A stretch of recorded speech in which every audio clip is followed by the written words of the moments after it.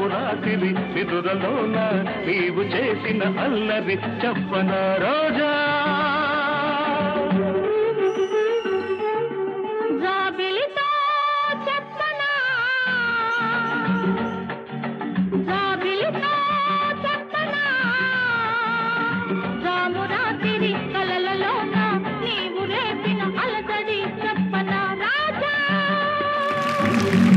Hi hello నమస్తే good evening Aadab welcome to అలీతో సరదాగా.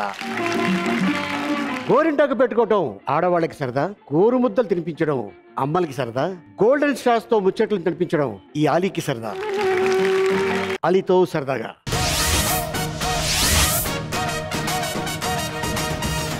Okay, so ఈరోజు మన ఎపిసోడ్కి ఒక లెజెండరీ వచ్చున్నారు. ఏమాత్రం ఆలోచన చేయకుండా పిలిచేద్దాం. Let's welcome. దేవుడు ఆడవాళ్లకి ముందుగా ఇచ్చేది అందం, ముందుగా తీసుకునేది కూడా అందమే అని అంటారు. కాని ఈవిడ విషయంలో దేవుడు అందాన్నిచ్చాడు, కాని తీసుకోవడం మాత్రం మర్చిపోయాడు. అందుకేనేమో తను అందమైన బొమ్మలా ఉంది, కళమ్మ తల్లిని మెప్పించింది, కళకే అమ్మలా మారింది. ఇప్పుడు ఆ అందం అలీతో సరదాకి రాబోతోంది, అలరించబోతోంది. స్వాగతం సుస్వాగతం అలనాటి నాయకి షావుకారు జానకి. నిజం చెప్పవే పిల్ల ఎలాగుంది ఈ వేళ, నిజం చెప్పవే పిల్ల ఎలాగుంది ఈ వేళ, నీకెలాగుంది ఈ వేళ. ఏది చూసినా ఏమి చేసినా ఏదోగా ఉంది, ఏమి చెప్పనే పిల్ల భలేగుంది ఈ వేళ, భలేగుంది ఈ వేళ.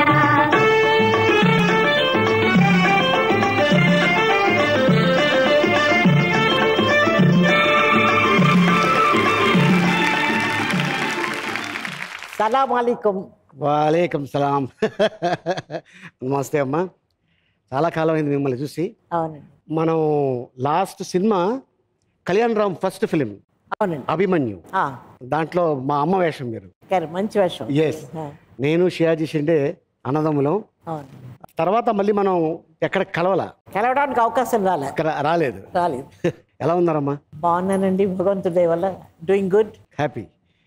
చెన్నై నుంచి బెంగళూరుకి వెళ్ళిపోయారు కదా? అది 21 సంవత్సరం అయిపోయిందండి. 21 సంవత్సరాలు. మా చెల్లెలు కృష్ణకుమారి వాళ్ళ ఎస్టేట్ లో ఒక చిన్న చోటు కొనుక్కొని సాయి కుటీర్ ఒక ఇల్లు కట్టుకుని, ఓకే, అందులో రిటైర్మెంట్ కోసం వెళ్ళాను.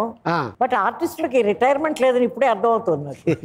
లేకపోతే ఇప్పుడు ఏమిటి పిల్లల్ని పిలవడం. అవును, రీసెంట్ గా కంచి సినిమాలో కంచి తర్వాత బాబు బంగారం చేశాను, వెంకటేష్ బాబు వాళ్ళతోటి, నయనతార వాళ్ళతో. ఓకే, ఆ తర్వాత ఏదో ఒక సినిమా ఒకటి చేశాను, ఓకే, స్వేచ్ఛను ఏదో ఆనందం ఏదో సంథింగ్ లైక్. ఓకే. జనరల్ గా ఆడవాళ్ళని వయసు అడగకూడదు అంటారు. అవును, మీ వయసు ఎంతమ్మా ఇప్పుడు? చాలా మంది చెప్పరండి. మీరందరూ చెప్తున్నారా, నన్ను అడుగుతున్నారు అంటున్నారు చాలా మంది. నాకు అలాంటివి ఏం లేవండి. వయసు తగ్గిపోతుంది, వయసు ఎలాగంటే తగ్గుతుంది, రోజు వస్తూనే ఉంటుంది అది మన దగ్గరికి. ఓకే, నాకు 87 మొన్న డిసెంబర్ 12 కంప్లీట్ అయ్యాయి. అంటే బ్రిటిష్ కాలంలో పుట్టారు. అవునండి, మనకి స్వాతంత్రం వచ్చిన తర్వాత సినిమాల్లోకి వచ్చాను. పెళ్లి కూడా చేసుకుందాం అనుకుంటారు. స్వాతంత్రం వచ్చిన రోజు నా పెళ్లి అయిపోయి నా స్వాతంత్రం పోయింది. అనుకున్నాను పోలేదు. ఓకే, జనరల్ గా ఇండస్ట్రీలోకి వచ్చి హీరోయిన్ అయిన తర్వాత పెళ్లి చేసుకుంటారు. మీరేంటి పెళ్లి చేసుకొని ఇండస్ట్రీకి వచ్చి హీరోయిన్ అయ్యారు, ఏంటి కథ అది? సినిమాల్లో చేరతాన్ని భయపడిపోయారు అమ్మా నాన్నను. 15 ఏళ్ళకి పెళ్లి చేశారు. ఓహో, అంటే ఆ రోజుల్లో రేడియో నాటకాల్లో వేషాలు వేస్తుండేదానండి. బాలానందం ప్రోగ్రాంకి వెళితే ఈ అమ్మాయి కంఠం బాగుంది, పెద్ద ప్రోగ్రాంలకు వాడుకుందాం, మంచి స్క్రిప్ట్ అది చదువుతుందని చెప్తే పాలగొమ్మి పద్మరాజు వాళ్ళది, బివి రాజమన్నారు వాళ్ళది, వాళ్ళందరూ స్క్రిప్ట్ చదివేదానండి. అది విని బిఎన్ రెడ్డి గారు స్టేషన్ డైరెక్టర్కి ఫోన్ చేశారట. చేసి ఇలాగా ఎవరు అమ్మాయి వాక్శుద్ధి బాగుంది, ఉచ్చారణ బాగుంది, మనిషి ఎలా ఉంటుంది, సినిమాల్లోకి మనకొస్తుందా అని అడిగారట. సన్నగా పీలగా ఉంటుందండి, బ్రాహ్మణ అమ్మాయి, పొడుగాటి జుట్టు, తెల్లగా ఉంటుంది, మరీ సన్నం, ఇంట్రెస్ట్ ఉంది, నాటకాల్లో వాటిలో బాగా చేస్తోంది ఇక్కడ అంటే, వచ్చి చూడొచ్చా అని ఆయన పర్మిషన్ తీసుకొని వచ్చారు. చూసి ఇలా చూసి, ఏమాయ్ హీరోయిన్ వేషం ఇస్తావా నువ్వు మా సినిమాలో అన్నారు. ఎగిరి గంతేసి చేస్తానండి అనేసాను. అప్పటికి అది అంటే ఎక్కడో ఉంది నా మనసులో, ఇంకా యాక్టింగ్ ఆ గొడవ ఉండేనట్టుంది. దుర్గాబాయి దేశ్ముఖ్ స్కూల్లో కొన్నాళ్ళు చదువుకున్నాను, మెట్రిక్ చదువుదామని, ప్రైవేట్గా కడదామని. అక్కడ చదువుకున్న తెలుగే కాస్త కూస్తా వచ్చేది. అక్కడి నుంచి మా ఇంటికి వెళ్ళి, మమ్మీ నాకు ఇలా వేషం వచ్చిందమ్మా, నేను వేషం వేస్తానంటే మా అన్నయ్య మా అమ్మ అందరూ కలిసి తిట్టారు. దీన్ని రేడియో స్టేషన్కి పంపించిందే తప్పు, ఇప్పుడు ఏమిటో సినిమాలో వేషాలు వేస్తానంటుంది, అమ్మ తొందరగా పెళ్లి చేసేయండి దీనికి అన్నారు. బాగా ఆచారం అనుష్ఠానం కట్టుదిట్టాల్లో పెరిగామండి. అసలు ప్రపంచం అంటే ఏమిటో తెలియదు, అసలు పెళ్లి ఎందుకో తెలియదు. 15 ఏళ్లకి వెంటనే సంబంధం చూసి పెళ్లి చేశారు. ఏ ఊరమ్మా మీది? నేను రాజమండ్రిలో పుట్టి పెరిగానండి. అందుకే ఈ అనుబంధం. అదే మీది రాజమండ్రి, మాది రాజమండ్రి. అవునండి. మీరు రాజమండ్రి అని చెప్పేదాకా నాకు తెలియదు. రాజమండ్రిలోనే పుట్టి పెరిగాను. మా నాన్నగారు 3 ఏళ్ళు ఇంగ్లాండ్లో చదువుకొని వచ్చారు. ఓహో. కాగితం తయారీ నిపుణులు ఆయన. అచ్చా. Paper manufacturing expert and chemical engineer. వచ్చిన తర్వాత పుట్టాను నేను. ఓకే. అందుకని కొంచెం పాశ్చాత్య పద్ధతుల్లోనే పెంచారు, నిజం ఒప్పుకోవాలి. నేను మన పద్ధతుల్లోంచి డైవర్ట్ అయిపోయి అదే ఇదే ఏది నేను అనుకరించాలో తెలియని పెంపకొన్నది. కానీ బ్రిటిష్ గవర్నమెంట్ బాగుండిందండి అప్పుడు.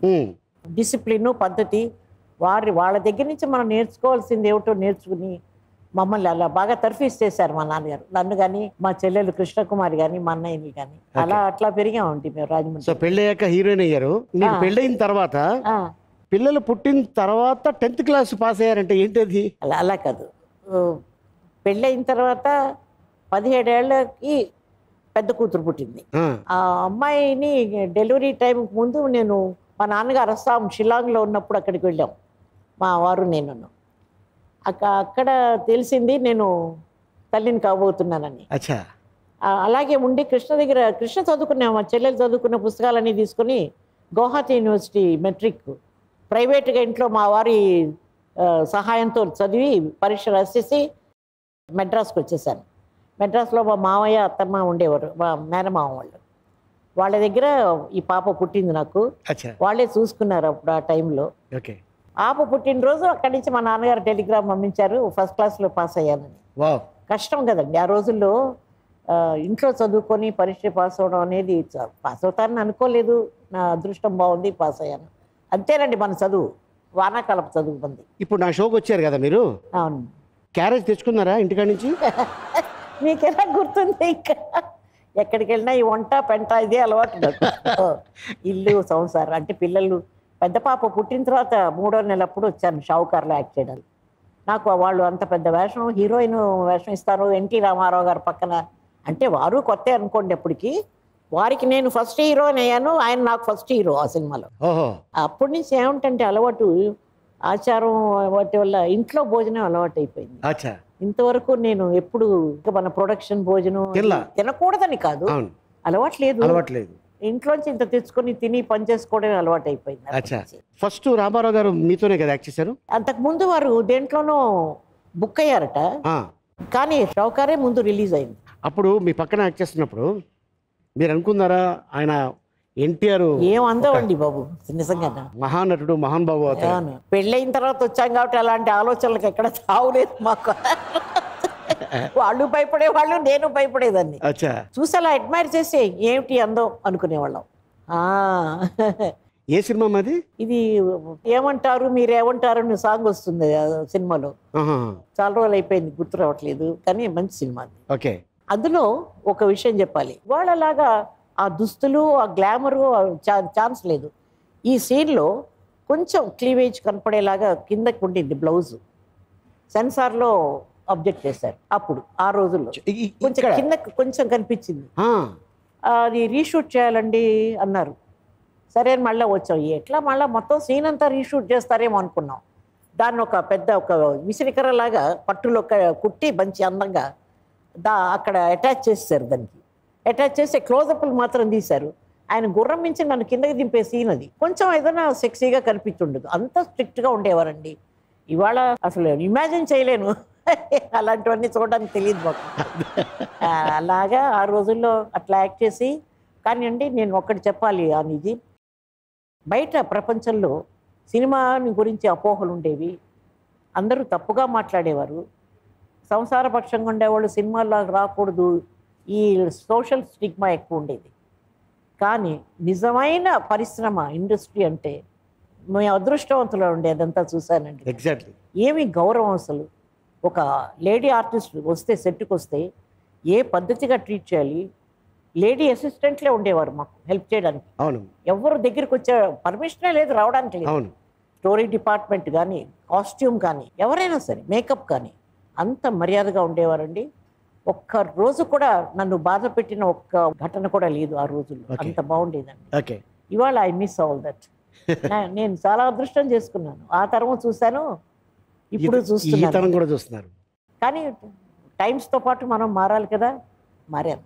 అందం పుట్టిన తర్వాత మీరు పుట్టారా, మీరు పుట్టిన తర్వాత అందం వచ్చిందా? అందమా? ఆ, నిజంగానండి. అందం మీకు సొంతమా అండి?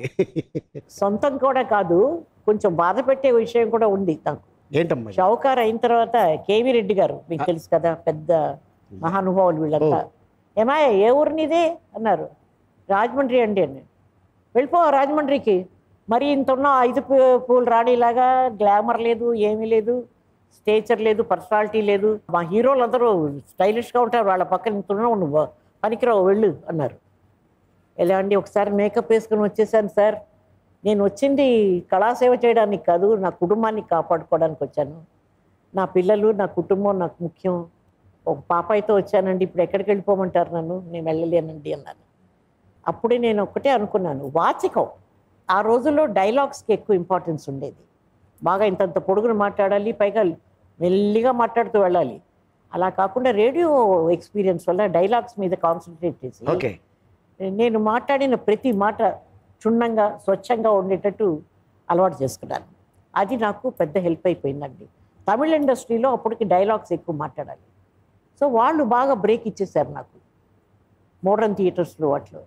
దాని మీద నేను వచ్చానే కానీ మా ఇంట్లో మాత్రం కృష్ణకుమారి అందం, షీఈ్ ఎ రియల్ బ్యూటీ, ఇది ఒక ఉంటుంది ఏదో ఉంది అనేవారు నన్ను మా ఇంట్లో. అప్పటి నుంచి నాకు ఒక మనసులో ఒక ఇన్ఫీరియారిటీ కాంప్లెక్స్ ఉండేదండి. దాన్ని ఎట్లాగన్నా సరి చేసుకొని ఓవర్కమ్ కావాలి అనుకుని ఈ డైలాగ్ డెలివరీ అని, యాక్టింగ్ అని అవన్నీ కొంచెం కాన్సన్ట్రేట్ చేసేదాన్ని. ఎంతైనా ఇల్లు పిల్లు సంసారం అంటే నా సొంతానికి నేను నేర్చుకోవాల్సినవి నేర్చుకోలేకపోయాను. ఐ మీన్ కొన్ని సినిమాల్లో ఈ ఫైటింగ్ సీన్స్, హెచ్ఎం రెడ్డి గారి సినిమాల్లో ఫైటింగ్ చేసే తీరాలి. బీదల పాటలు అవి ఇవి, వద్దంటే డబ్బు, వాటిలో అంతా ఫైటింగ్ సీన్లన్నీ వచ్చేవి. ఆ సోర్డు పట్టుకొని నేర్పించేవారండి. ఓ అవన్నీ నేర్పించారండి. అంతేగాని అందమని మాత్రం ఏ రోజు ఇప్పటికీ మీరు అంటుంటే నన్ను వేళాకోళం చేస్తున్నారేమో. శ్రీదేవి గారిని ఇండస్ట్రీకి తీసుకొచ్చింది మీరే అంట కదా? అవునండి. అప్పుడు 6 ఏళ్ల పిల్ల. ఎక్కడ పరిచయం మీకు? వాహిని స్టూడియోలో దేవర ఫిలిమ్స్ వాళ్ళు తుణైవన్ అని ఒక మంచి సబ్జెక్టు, ఏవిఎం రాజును నేను యాక్ట్ చేస్తున్నాం. రాజేశ్వరి గారు పాపని పట్టుకొని అక్కడ దూరం నుంచి చూశాను. అప్పుడే నాతో చెప్తున్నారు చిన్నప్ప దేవర గారు, ప్రొడ్యూసరు, సుబ్రహ్మణ్య స్వామి బాలమురుగన్ క్యారెక్టర్కి మనకి కావాలి, చాలా అందంగా ఉండాలి, బ్రిలియంట్గా ఉండాలి, అంటే చాలా ముఖ్యమైన వేషం అది అన్నప్పుడు నేను అలా ప్లాన్ చేసి చూసి, దేవర్ సార్ ఈ అమ్మాయిని వేసుకుంటే ఎలా ఉంటుంది? ఆ పాప నాకు తెలుసు, వాళ్ళ అమ్మగారు నాకు చిన్న చిన్న వేషాలు వేస్తుండేవారు నా సినిమాల్లో అన్నింటిలోనూ, వాళ్ళ బేబీ అది అంటే, మగపిల్లాడి వేషానికి ఆ అమ్మాయిని చెప్తున్నావేంటి, ఇది షర్టు అది లేకుండా ఏమీ లేకుండా పంచలా కట్టి వీపూది అది పెట్టాలి కదా. 6 ఏళ్ల పిల్లండి, వాళ్ళ అమ్మను ఒప్పిస్తాను, తప్పే ఉంది చొక్కా లేకపోతే పిలిచారు. రాజేశ్వరి గారు పాపని సినిమాలో యాక్ట్ చేయిస్తానని చెప్పారు కదా, ఈ సినిమాలో వేషం వేయిద్దామా అన్నాను. ఇందులోనండి అంది. అప్పుడు వెంటనే డేవరు మేకప్ మ్యాన్ని పిలిచి లోపల తీసుకెళ్ళి కొంచెం ఆ గెటప్ అది వేసి తీసుకురాన్నాడు. చూస్తే అదిరిపోయిందండి. అసలు ఏమి బ్రిలియన్స్ అసలు ఆ పిల్లలు ఆ ఏజ్లోనే. నేను చెప్పాను, చూడండి మీరు వేషం వేయించండి ఈ పిల్ల చేత, భూమి మీద నిలవదు, ఎక్కడో ఉంటుంది ఈ పిల్ల, అలా తయారవుతుంది చూడండి అన్నారు. ఏం చూసి చెప్తున్నావు నేను, అసలు ఒక చిన్న డైలాగ్ చెప్పమన్నారండి, ఊరికి చెప్పమన్నారు అంతే. అది ఎక్స్ప్రెషన్ ఇచ్చి ఆ యాక్టింగ్ ఆ కళ్ళల్లో అదంతా చేసేసి పెట్టుకొని చెప్పేసిందండి అది ఆ సుబ్రహ్మణ్య స్వామి డైలాగ్. అంటే బుక్ అయిపోయింది అప్పుడే ఆ సినిమాలో. ఇప్పటికీ నేను అది అప్పుడప్పుడు వేసి చూసుకుంటానండి. తర్వాత కూడా హిందీ సినిమాల్లో యాక్ట్ చేస్తున్నప్పుడు ఓసారి నన్ను పిలిచింది షో చూడడానికి. పాప నువ్వు నీ వాయిస్ లాగా లేదే అది అన్నాను. లేదంటే డబ్బింగ్ అంది. యాక్టింగ్ డబ్బింగ్ అన్నీ కలిసి రావన్నా, అప్పుడే నువ్వు గ్రేట్ యాక్ట్రెస్ అవుతావు, నువ్వు ట్యూటర్ని పెట్టుకొని హిందీ నేర్చుకొని నువ్వే డైలాగులు మాట్లాడాలన్నానండి. తూచా ఫాలో అయిందండి పిల్ల తప్పకుండా. తను డబ్బింగ్ హిందీలో, నో డబ్బింగ్ ఆఫ్టర్ దట్. తను ప్రాక్టీస్ చేసి హిందీ బాగా మాట్లాడడం నేర్చుకోవాలి. అట్లాగా ఒక స్టూడియస్ అంత ఆసక్తి ఉన్న పిల్లని నేను ఎక్కడా చూడలేదండి.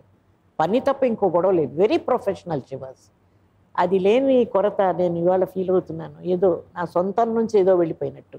ఆ పిల్ల ఏమిటండి అసలు మనం చెప్పాలి, దాన్ని మించి 10 రెట్లు చేసేసేది సీన్. అలా వెళ్ళిపోతూ ఉంటుంది. తర్వాత చాలా సినిమాల్లో నాకు కొడుకు వేషాలు వేసేది చిన్నపిల్లగా.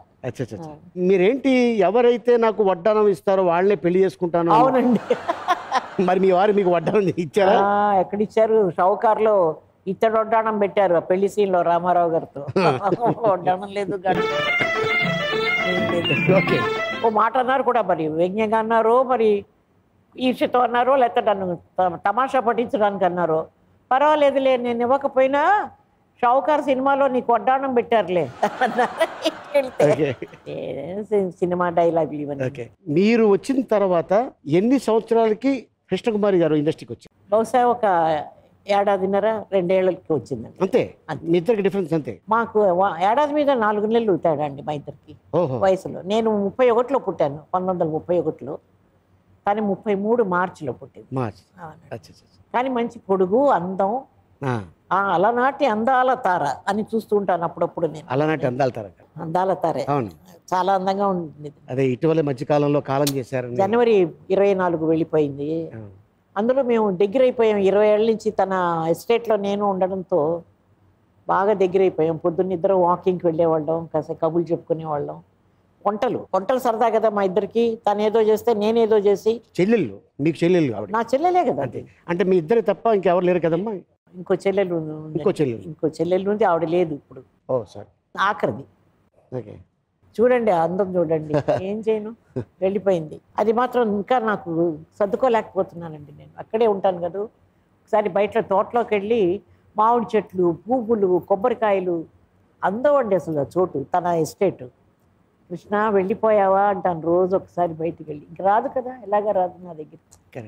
వెళ్ళిపోయే వాళ్ళకి బాధ లేదు, వాళ్ళు బతుకున్న వాళ్ళకే కష్టం. మీ ఇద్దరు అనుబంధం ఎలా ఉండేదమ్మా? అనుబంధం అంటే అసలు మా ఇద్దరిలో తేడాలు ఉండేవి కాదు. నిజాలు మాట్లాడుకునేవాళ్ళం. ఇండస్ట్రీలో మాకు వచ్చిన ఒడిదుడుకులు, కష్టాలు, తను ఎదుర్కొన్నవి, ఇవన్నీ కొంచెం మనసు విప్పి నాతోనే మాట్లాడేది అనుకుంటాను. తను ఇంకెవరితో చెప్పేది కాదు. నేను బడబడ అందరితో అన్నీ వాగేస్తుంటాను. తను మాత్రం చాలా రిజర్వ్డ్గా అవసరం అనుకుంటేనే మాట్లాడుతుంది. నాతో మాత్రం ఎప్పుడు చెప్పుకునేది నా దగ్గరికి. ఆవిడ లేని లోటు మీకు ఇప్పుడు తెలుస్తుంది? ఎక్కువ. ఇంకా సర్దుకోలేదు నేను. ఇంకా ఏడాది అయింది కదండి, అంతే కదండి. సడన్గా మాయమైపోయింది. సరే, మీరు ఎన్ని సినిమాలు యాక్ట్ చేశారమ్మా టోటల్గా? నాకు గుర్తుండి ఒక 377 సినిమాలు అయిపోయాయి. 78 సినిమాలు. హీరోయిన్గా ఒక 200 చేసి ఉంటారా? More than that. తమిళంలో నాకు మరి ఎక్కువ వచ్చాయి కదండి. నేను చెయ్యని పాత్ర అంటూ లేదు తమిళంలో. బాగా శివాజీ గారితో, ఎంజీఆర్, జమినీ గణేశన్తో చాలా సినిమాలు. అందులో బాలచంద్ర గారి యూనిట్లోనే, కే బాలచంద్ర యూనిట్లోనే నేను 13 సినిమాలు చేశాను, including my own production. Kavya Thalaivi అని మదర్ అండ్ డాటర్ చేశాను. హిందీలో సుచిత్ర సేన్ చేసింది మదర్ అండ్ డాటర్గా. ఆ సబ్జెక్టును నేను కొనుక్కొని 40 ఏళ్ళు వచ్చిన తర్వాత ఇంకా నేను హీరోయిన్ వేషాలు వేయకూడదు, మదర్ రోల్స్ కానీ, వదిన కానీ, అక్క కానీ అలాంటి వేషాలు చేయాలి. హీరోలకు పర్వాలేదు, మీరు ఏంటి అసలు ఇంకా ముందు ఈ సబ్జెక్ట్కి వెళ్ళే ముందు ఒకటి అడగాలి. ఎట్లా అసలు మీరు? నేను అప్పటి నుంచే చూస్తున్నాను. ఎప్పటి నుంచి చూస్తున్నారు? మీ చిన్న అబ్బాయిగా ఉన్నప్పుడు. నా చిన్నప్పటి నుంచా? మీ చిన్నప్పటి నుంచా? నా చిన్నప్పటి నుంచి. అందరు అలాగే చెప్పుకుంటారు. మీ చిన్నప్పటి నుంచి? నా చిన్నప్పటి నుంచి. ఏమిటి రహస్యం? నా చిన్నప్పుడు మీ ఇంట్లో ఒక షూటింగ్ చేసాం. అవును, నిప్పు లాంటి నిజం. నిప్పు లాంటి నిజం, రాఘవేంద్రరావు గారు డైరెక్షన్. ఎస్, మురళీమోహన్ గారు మీ అబ్బాయి, కైకాల సత్యనారాయణ గారు ఎస్పీ క్యారెక్టర్. అవును. నేను అల్లు రామలింగ గారు కొడుకు వేషం. మా అక్క రాజ్యలక్ష్మి. అవును. పెళ్లి చూపులకి మీ ఇంటికి వస్తాం. అది మీ ఇంట్లోనే షూటింగ్ చేసాం. మీ ఇంట్లో దగ్గర దగ్గర ఒక 300 సినిమాలు పైన, 300 సినిమాలు భాషల్లో పైన షూటింగ్ జరిగింది. నేనే ఒక 50 సినిమాలు షూటింగ్ చేసి ఉంటా మీ ఇంట్లో. నిజమండి. మీ ఇల్లు నాకు బాగా గుర్తుంది. ఎంట్రన్స్ లో పెద్ద పెద్ద పిల్లర్స్ ఉంటాయి. అప్పుడు నేను అనుకున్నా నేను కూడా ఏదో ఒక రోజు ఇట్లాంటి ఇల్లు కట్టాలి అనుకున్నాను. కానీ అంత పెద్దది కట్టలేదు, కానీ చిన్నది కట్టా. ఏంటంటే భలేవారు, అదేం పెద్దది కాదు. చూడండి ఎంత నాజుగా మాట్లాడుతున్నారు ఆయన. You are being too humble. You are great. మిమ్మల్ని నేను సినిమాల్లో చూడడం కంటే బయట మిమ్మల్ని గురించి నేను విన్నప్పుడల్లా అన్ని పాజిటివ్గా మిమ్మల్ని గురించి అందరూ మంచి చెప్తున్నప్పుడు తెలియని ఒక ఆనందం ఉండిందండి. ఇట్లా ఒక దీనికి వస్తానని కూడా నేను అనుకోలేదు. నేను అనుకున్నాను నా జీవితం అంతా సరదాగా గడిచి ఉంటే పర్వాలేదు, ఆలీతో సరదాగా సీరియస్ విషయాలు మాట్లాడుకుంటామా మనం ఇవాళ అనుకుని వచ్చాను నేను లోపలికి. లేదండి. అమ్మ ఒక చిన్న విషయం అడగాలి. చెప్పండి. దేవదాసు సినిమాలో మిమ్మల్ని హీరోయిన్గా బుక్ చేసి ఒక సాంగ్ చేసిన తర్వాత మిమ్మల్ని ఎందుకు వద్దనుకున్నారు వాళ్ళు? సాంగ్ చేయలేదు, సాంగ్ రిహర్సల్ చేసాం. ఓ దేవదా చదువు ఇదేనా, మేకప్ స్టిల్స్ తీసాం. రేపు పొద్దున్న షూటింగ్ అనగానే నేను రెడీ అవుతున్నాను వెళదామని, అక్కడి నుంచి డిఎల్ నారాయణ గారు ప్రొడ్యూసర్, యువర్ సర్వీసెస్ టర్మినేటెడ్, మీరు లేరు ఈ సినిమాలో అని చెప్పి చిన్న లెటర్ పంపించాడు. రీజన్ అప్పుడు తెలియలేదు, కానీ ఎందుకో చెప్పకుండా నన్ను వాళ్ళంతటి వాళ్ళ ఇంటికి సముద్రాల వారు, డిఎల్ గారు, రాఘవాచార్య గారు అందరూ వచ్చి నన్ను నువ్వే కరెక్ట్, షావుకారులో ఉన్నట్టు కావాలి మాకు పారు క్యారెక్టర్, నువ్వు సరైన వయసు, ఆ ఇన్నోసెన్స్ అది అమాయకత్వం నీలో ఉంది, మాకు కావాలని మా ఇంటికి వచ్చి నన్ను వేషానికి బుక్ చేసుకుని రిహర్సల్స్ చేసి అగ్రిమెంట్ చేసి నన్ను సడన్గా రేపు పొద్దున్న షూటింగ్ అనగా తీసేశారు. కారణం చెప్పుంటే బాధపడి ఉండేదాన్ని కాదు అలీ. నేను 10 రోజులు సరిగ్గా భోజనం చేయలేదు, అలా నీరస పడిపోయి తర్వాత అనుకున్నాను ఇంతటితో జీవితం ఎండ్ అయిపోదు కదా, ఇది పెట్టుకొని నా ఆరోగ్యం పాడు చేసుకొని నా వృత్తి పాడు చేసుకొని నేను ఎందుకు బాధపడాలి, ఇది కాకపోతే ఇంకోటి వస్తుందిలే అని అప్పుడు నాకు నేనే ధైర్యం చెప్పుకొని మళ్ళీ తేరుకొని మనిషిని అయ్యానండి. తర్వాత తెలిసింది కారణం ఏంటమ్మా. చాలా రోజుల తర్వాత, నాగేశ్వరరావుకి తెలీదు, వారప్పటికి వేరే టైప్ ఆఫ్ రోల్స్ చేస్తున్నారు. దేవదాస్ తర్వాతే కదా ఆయనలో ఆ మనుపు వచ్చింది ఆయన చరిత్రలో. ఆయన రోజు లేదే జానకిని బుక్ చేయలేదే నాకు తెలియదు అన్నారట. లైన్లో కనెక్ట్ చేశారు మమ్మల్ని ఒక టీవీ దీంట్లో, మనుషులు లేరు ఆడియో తోటి. ఆయనేమో ఇంటర్వ్యూలో ఉన్నాడు, ఏమంటే మిమ్మల్ని బుక్ చేశారా జానకి గారు అని అడిగారు ఆయన. అవునండి, బహుశా మీకు తెలీదు, మీరే కొత్త కదా ఆ టైంలో, ఇవన్నీ తెలుసుకునే అవకాశం లేదు మీకు, బుక్ చేశారండి, రేపు పొద్దున్న షూటింగ్ అనగా నన్ను తీసేసి సావిత్రి అని వేశారు అన్నాను. అలాగండి నాకు తెలీదు, నేను ఓ ఇంటర్వ్యూలో కూడా చెప్పాను ఆవిడని వేసుకోలేదు, అది నిజం కాదని. సారీ అండి అన్నారు పాప ఆయన ఫోన్లో. పర్సనల్గా కలిసినప్పుడు చెప్తానండి ఎందుకు తీసేశారు నన్ను అని చెప్పాను. కలవడం జరగలేదు పాపం. ఇప్పటిదాకా కలవలా? తర్వాత వెళ్ళిపోయారు కదా ఆయన. కాదు నేను అనేది వారు కాలం చేయకముందు ఈ ఇంటర్వ్యూ చాలా చాలా చివరకు వచ్చింది. అచ్చా. ఇంకా కొన్నాళ్ళకి ఆయన వెళ్ళిపోతారు అని తెలిసిన తర్వాత వచ్చిన ఇంటర్వ్యూ. అందుకని నేను కలవడానికి అవకాశం లేకపోయింది. నేను మళ్ళీ హైదరాబాద్కి ఆ టైంలో రాలేదండి. అంటే మీరు ప్రయత్నం చేయలేదమ్మా, ఎందుకు వద్దనుకున్నారు? ఏమీ లేదండి, ఆ రోజుల్లో అసలు ఎవరి జోలికి వెళ్ళేదాన్ని కాదు. మనకు వచ్చింది కరెక్ట్గా మనం చేసుకుని పోతుంటే మనకి ఎందుకు అసలు ఈ గొడవలని. ఇల్లు సంసారం అండి, షూటింగ్ అయిపోతే ఇంకో నెక్స్ట్ ఇంటికి వస్తే పిల్లలు, వాళ్ళ చదువులు, వాళ్ళ పుస్తకాలు, వాళ్ళ బట్టలు, వాళ్ళ ప్రాబ్లమ్స్ చూసుకోవడానికే సరిగా ఉండేది వంట దీన్ని. అందుకే అది ఒక ప్రొఫెషన్గా తీసుకున్నాను కానండి, ఆ గ్లామరో లేకపోతే క్లైమ్స్లో పర్మనెంట్గా ఉందామని అనుకోలేదు. కానీ చాలా కాలం ఈ కెరియర్ నాకు ఉండాలి, నాకు 80-90 ఏళ్ళు వచ్చినా కూడా నేను ఇంకా వేషాలు వేసుకొని బతుకుతాను, హాలీవుడ్ స్టార్స్ లాగా అనుకునేదాన్నండి. అలాంటిది జరగలేదు సరిగదా. నేను తమిళంలో చేసి బ్రహ్మాండంగా సక్సెస్ అయిన సినిమాలని తెలుగులో తీసేప్పుడు వేరే కథానాయకులను వేసుకున్నప్పుడు మనసు చివుక్కుమంటుందా పడదా? పోనీ ఏదో వయసు అయిపోయిన తర్వాత ఇప్పుడు ఆ ఏజ్ కాదు ఆవిడది అందుకని మేము మార్చామండి. ఇమీడియట్గా ఈ సినిమా సక్సెస్ అవుతే వెంటనే రైట్స్ కొనుక్కొని సినిమా తీస్తున్నప్పుడు నన్ను వేసుకోవచ్చు కదండి, వేసుకునేవారు కాదు. దానికి రీజన్స్ మనం దాన్ని వ్యవహరించడం కంటే దాన్ని వదిలేయడం బెటర్ ఏమో అనుకుంటాను. ఎందుకంటే ఏం కారణాలు ఉంటాయో, ఎవరికి నేను నచ్చలేదో, ఎవరికేం ప్రాబ్లమో నాతో. నేనైతే ఎప్పుడు ఇంత షూటింగ్స్లో వాళ్ళని ఇబ్బంది పెట్టడం కానీ, వాళ్ళ ఖర్చుల మీద నా సరదాలు తీర్చుకోవడం కానీ ప్రొడ్యూసర్ల సరదాలు ఏనాడు చేయలేదండి. సినిమాకి ఏం అవసరం అది చేసేసి వెళ్ళిపోయాను. దెబ్బతిన్నానండి చాలా చోట్లు, చాలాసార్లు హర్ట్ అయ్యాను లైఫ్లో నేను. అందుకని సినిమాల్లో కామెడీ వేషాలు చూసుంటారు అలీ గారు మీరు, నిజం లైఫ్లో కామెడీకి తావే లేదు మాకు. అంతే కదా. అదే అసలు యాక్సిడెంట్, నేను సినిమాలోకి రావడమే ఒక యాక్సిడెంట్, తర్వాత చాలా యాక్సిడెంట్లు చూసేసాను నేను. కాకపోతే ఒకటి మన కోసం ఏదో ఎక్కడో there is something in store for us, ఏదో ఒక రోజు పాజిటివ్గా జరుగుతుందన్న అదే థాట్తో బతికానండి ఇప్పుడు ఈ క్షణం వరకు. కాబట్టి అది పూర్తిగా నేను అన్హ్యాపీగా ఉన్నానని చెప్పడానికే వీల్లేదండి. అన్నీ దాటుకొని వచ్చేసాను. మా ఇంట్లో చాలామంది వెళ్ళిపోయారు, మా అల్లుళ్ళు వెళ్ళిపోయారు. అప్పుడు కొంచెం బాధ కలుగుతుంది కదండి, మనతో 54 ఏళ్ళు 40 ఏళ్ళు ఉన్నవాళ్ళు వెళ్ళిపోతే. కరెక్ట్. అందుకని చెప్పి జీవితాన్ని పాడు చేసుకోవడము, ఒక ఇంపల్స్ మీద ఒక తొందరపడి ఒకటి చేయడం అనేది అలవాటు లేదండి. దూరం ఆలోచించే శక్తి భగవంతుడు నాకు ఇచ్చాడు ఆ దేవుడు.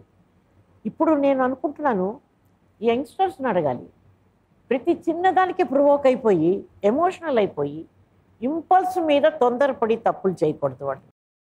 My humble request to all of you, I think you should think twice. మనల్ని ఇంత దూరం పెంచిన తల్లిదండ్రులు, వాళ్ళు మన మీద పెట్టుకున్న ఆశలు డబ్బు కోసం కాదు. మీరేదో పెద్ద పొజిషన్లోకి వెళ్ళాలి, మీరు పైలట్గా వెళ్ళాలి, లేదా ఇంజనీర్గా వెళ్ళాలి, కలెక్టర్గా వెళ్ళాలి, డాక్టర్గా వెళ్ళాలి, దేశానికి సేవ చేయాలని ఎన్నో కలలు కనే తల్లిదండ్రులు ఒక్కసారి మీరు కనిపించకుండా పోతే ఏమైపోతారనేది ఈ యంగర్ జనరేషన్కి నేను ఎంత హంబుల్గా రిక్వెస్ట్ చేస్తున్నానంటే తొందరపడకండి. ఒక్కసారి ఆలోచించండి, ఆ వాళ్ళు జీవితాంతం ఎంత బాధపడతారు. కానీ పెంచి నవమాసాలు మోసి ఆ తల్లిదండ్రులు ఎంత బాధపడతారనేది ఆలోచించకుండా ప్రతి ఒక్క చిన్నదానికి ఎక్సైట్ అయిపోయి ఆ సీలింగ్ ఫ్యాన్స్ ముందు తీసేయాలి ఇళ్లలోంచి. ఇది పెడస్ట్రల్ ఫ్యాన్ అయితే you cannot do that, same thing. పక్కన చిన్న ఫ్యాన్ ఒకటి పెట్టుకుంటే, నేను రాద్దాం అనుకుంటున్నాను ఈ ఫ్యాన్ కంపెనీలకి, సీలింగ్ ఫ్యాన్స్ ముందు తీయండి అయ్యా, ఇవే చాలా పెద్ద విలన్స్ అయిపోయినాయి. They are the culprits today. ప్రతి చిన్న విషయానికి మొబైల్ తీసుకుంటే తప్పు, శౌచాలయ కట్టలేదంటే తప్పు, అన్నిటికీ మనిషికి అది it's not an end to life అండి. భక్తి అనేది అది పుట్టుకుంటూ వస్తుంది, కానీ ఒక ఇన్సిడెంట్తో చచ్చిపోయేది కాదు అది. ఆ ఇన్సిడెంట్ దాన్ని చాలా.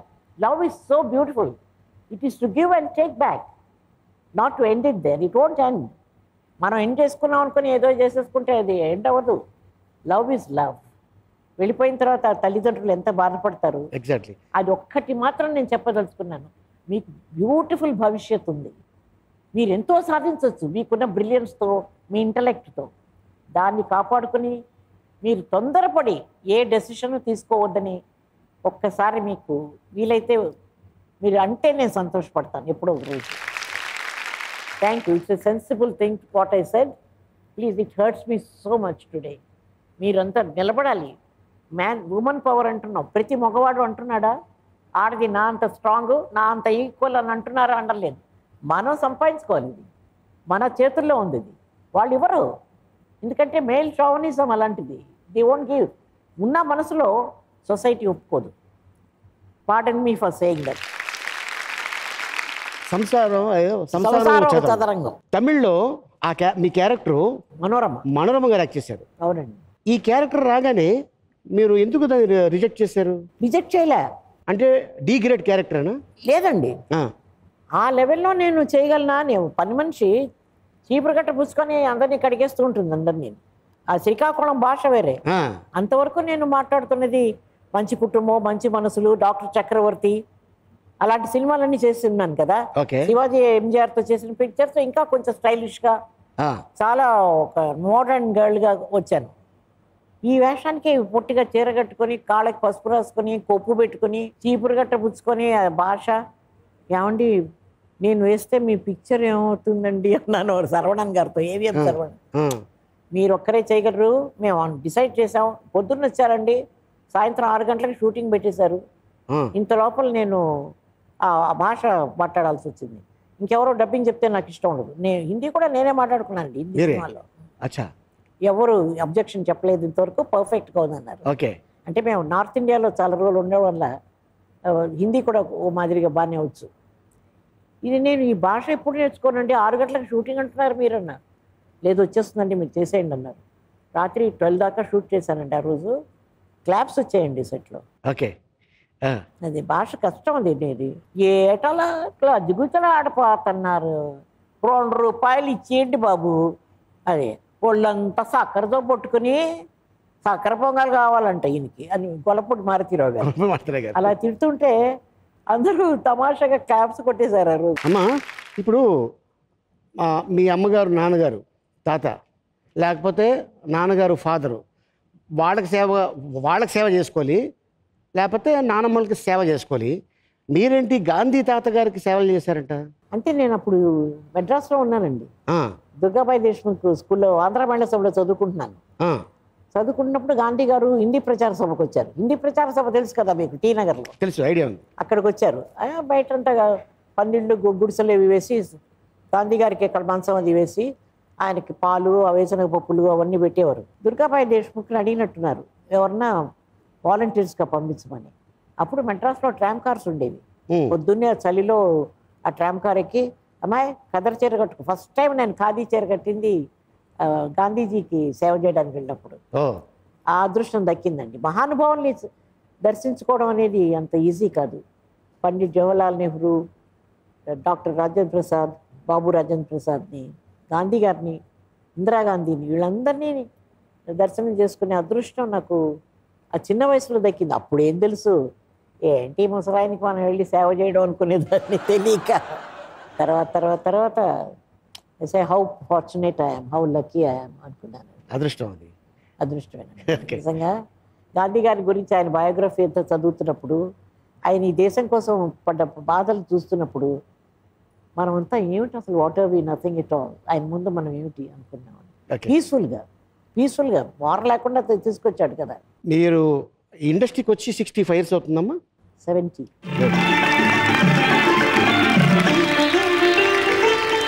టీవీ వచ్చిన తర్వాత మనం చేసిన సినిమాలన్నీ చూసే అవకాశం వచ్చిందండి. It's a great feeling. వాళ్ళు నిజంగా మనకి ఒక లాంగ్ లీజ్ ఆఫ్ లైఫ్ ఇచ్చారు ఈ టీవీ వాళ్ళు.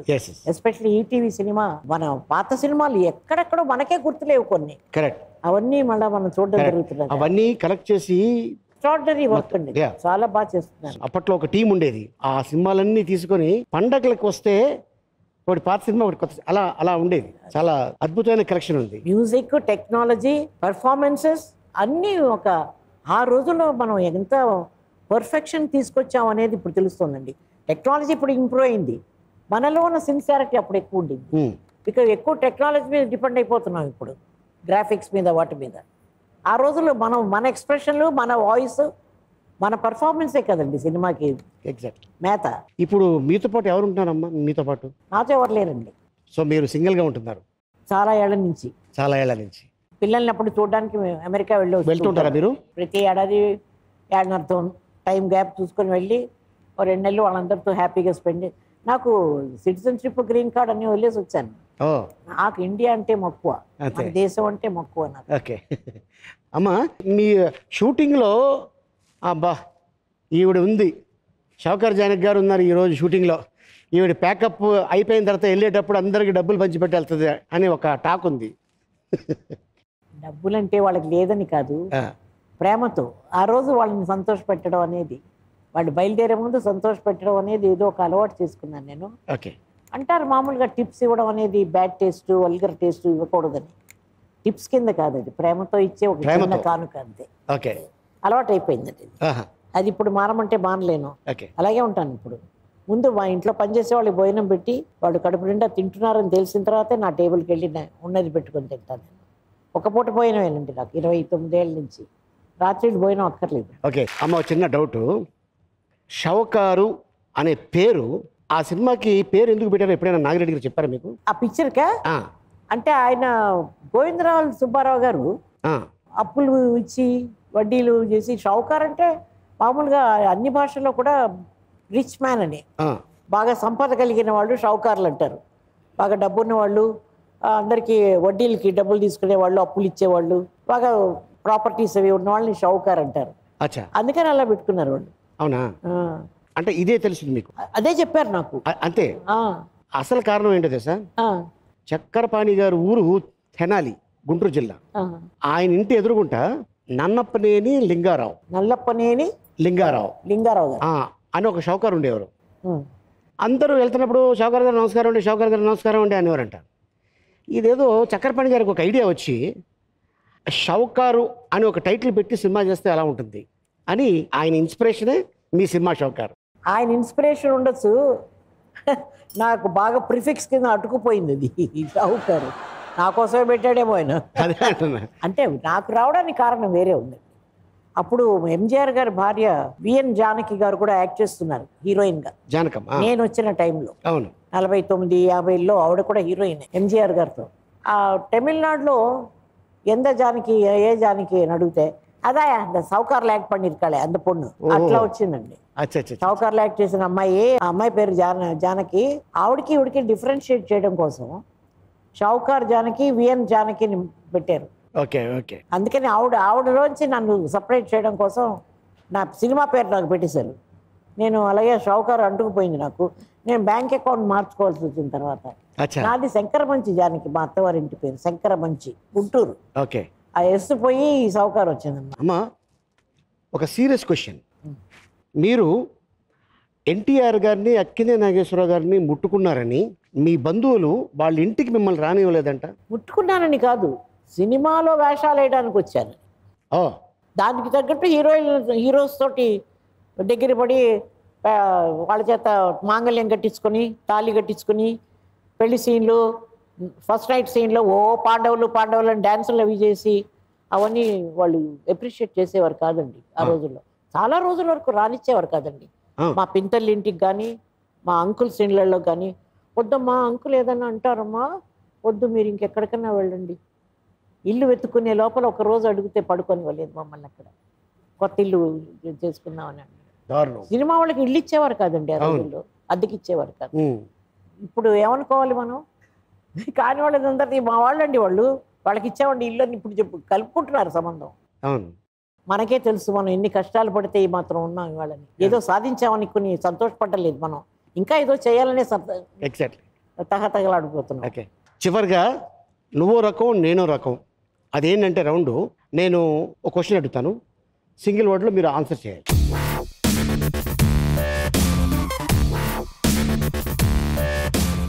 Telugu industry the pillar of industry today. Chennai అన్ని రకాల భాషలు, అన్ని రకాల భోజనానికి ప్రసిద్ధి. బెంగళూరు వాతావరణం. షౌకారు నాకు జీవితం ఇచ్చి నాకు ఇవాటికే భోజనం పెడుతున్న ఆ పేరు, ఆ సినిమా వల్లే నేను ఇలా ఉన్నాను ఇవాటి. కృష్ణకుమారి నేను పోగొట్టుకున్న ఒక మాణిక్యం. అమ్మ ఆరాధ్య దేవత. NTR most glamorous, no other NTR again, only one NTR, nobody else. Devadasu మళ్ళీ పుడతాడేమో అప్పుడు చేస్తాను నేను, మళ్ళీ పుడితే పార్వతి వేషం వేస్తాను. ఎంజీఆర్ గ్రేట్ పొలిటీషియన్ అండ్ జనం దేవుడిగా కోల్చుకునే దేవుడు. సావిత్రి మంచి నటి. ఎందుకు అంతసేపు ఆలోచించారు అన్న? బయోపిక్ చేసి ఉండకూడదని ఆలోచించాను. ఆవిడ జీవితాన్ని మంచి నటి అంతే, అంతవరకే వదిలేసి ఉండాల్సింది. Okay. That's why I took time to say that. అంటే మీకు నచ్చలేదా? ఏది? నేను చూడను అలాంటి సినిమాలు చూడకూడదు. అంటే ఆవిడని మహానటిగా మనం అనుకున్నప్పుడు you leave her there, why you come to the other negative part of it. మనసులు కలర్తి చెందుతుంది తప్పకుండా. అయ్యో అంతటి నటి ఇలాగైపోయిందా, ఇలా బతికిందా. I did not appreciate it, I'm sorry about it. గట్టిగానే చెప్పాను, చాలా తమిళ ఇంటర్వ్యూస్లో చాలా చెప్పాను. చాలా సన్నటి గీత ఉంది పర్సనల్ లైఫ్కి, సినిమా లైఫ్కి. ఆ గీత బరి దాటకండి నేను చెప్తాను. నేను ఎప్పుడు దానివల్ల ఏమిటి ప్రయోజనం? అందరినీ బాధపెడుతున్నాం, అభిమానుల్ని, ప్రేక్షకుల్ని, వాళ్ళ కోసం ప్రాణాలు ఇచ్చేవాడని బాధపెడుతున్నాం. అందుకని అంత తీసుకున్నాను time. Right. I would always say that. నాకేం భయం లేదు, నన్ను ఎవరు ఏం చేయలేరు. మిమ్మల్ని ఎవరమ్మా? శ్రీదేవి. ఓ అది ఒక ఏంజల్. అది ఏ స్టార్ ఈజ్ బార్న్. మనల్ని అందరినీ ఎంటర్టైన్ చేయడానికి ఒక స్టార్ పుట్టింది, వన్ అండ్ ఓన్లీ స్టార్, ధృవ నక్షత్రం. అది చాలా థ్యాంక్స్ అమ్మా, థ్యాంక్ యూ సో మచ్. మీకు చెప్పాలి అలీ గారు, ఇంత మంచి అవకాశాన్ని ఇచ్చి మళ్ళా నాకు ఇంత ఎక్స్పోజర్ ఇచ్చారు. తెలుగు నేను మీకు అవకాశం ఏంటి, మీరు నాకు అద్భుతమైన అవకాశం ఇచ్చారు. నేను ఏ రోజు అనుకోలేదు నేను మీతో ఇలాగ కూర్చొని ఇంటర్వ్యూ చేస్తానని. భలేవారండి మీరు. నేను భయపడుతున్నాను అసలు. ఆలీ గారితో సరదాగా నేను ఏం చెప్పుకోగలను, ఎన్ని సీరియస్ విషయాలు సరదాగా మాట్లాడుకున్నాను. నేను మీ రుణం తీర్చుకున్నాను. ఎలాగంటే మీ ఇంట్లో నాకు భోజనం పెట్టారు, అయ్యో అవన్నీ జ్ఞాపకం పెట్టుకున్నాను. మీ ఉప్పు తిన్నాను, ఈ విధంగా రుణం తీర్చుకుంటాను.